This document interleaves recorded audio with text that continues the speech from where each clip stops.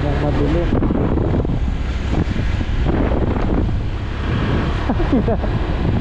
Ano na naman. Ito ang gusto. To make sure.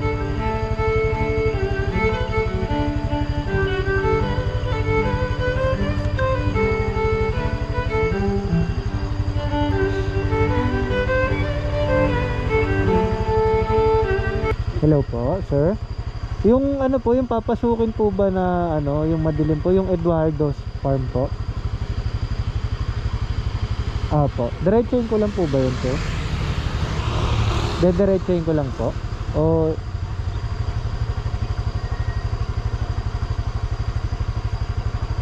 sige po. Papasok na po ako. Sige po.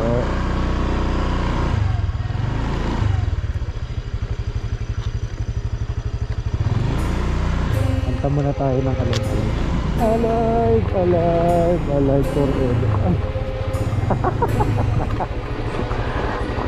Gusto ka rin pinagkagagawa sa buhay. Ayusin na dito nila.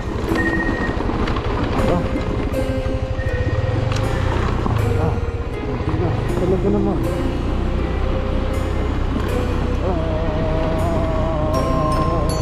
Magkandudulas.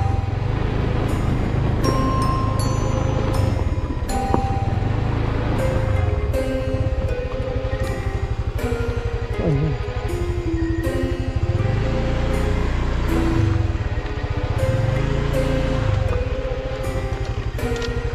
Siya.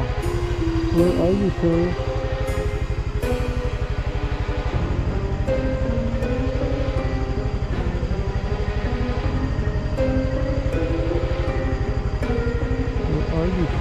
Madilim.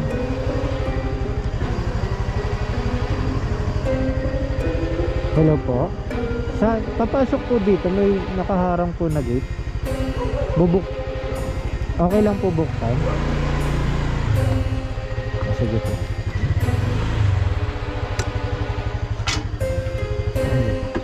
Wala po.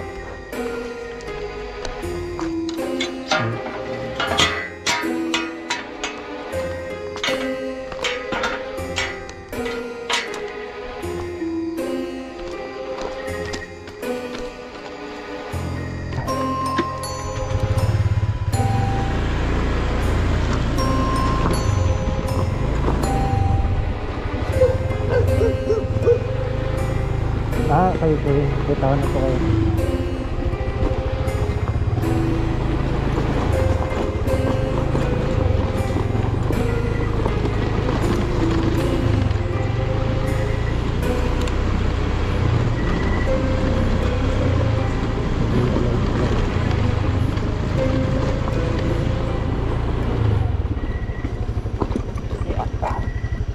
Okay lang po i-Gcash ko yung bayad. Ay, ito po pala yung item. Ito po. Pangalan ko rin po yan. Magkano po ito ulit, boss? Patingnan Ito po.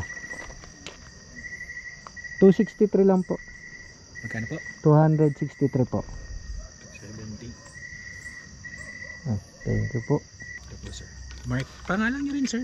Opo. Siya po kasi may gamit niya. Yung gamit ko po dito sa panglala mo, Beto pa. Picturean ko lang po yung item. Ay, po. Dito sa liwanag, sir. Ayun. Okay na po. Salamat, boss. Thank you po.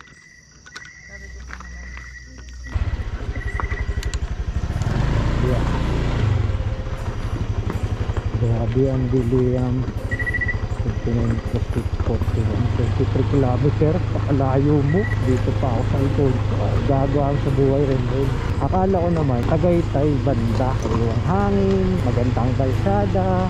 Ganito yung mga napapanood ko sa ano Ay Diyos ko, wag naman, ayoko muna magkwento. Teka lang, sobrang dilim. Ako po magsasarado nito, diba? So ay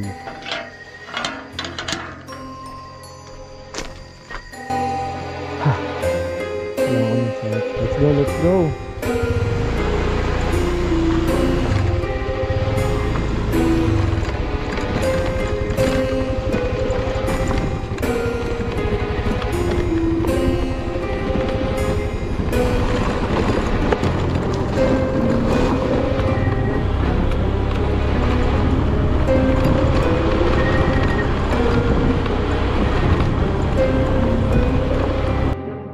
Jax, ang lupit natin. Ang dudulas nun.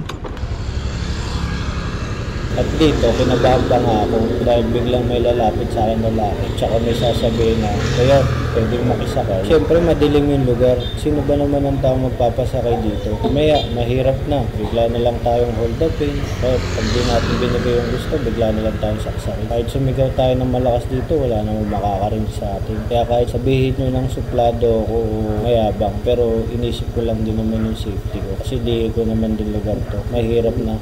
Baka kung anong mangyari bigla. Maya, bigla na lang ako maging kwento. Heist! Grabing biyahe to. Nakakatakot. Bumiyahe kami itong lugar. 6 minutes na lang.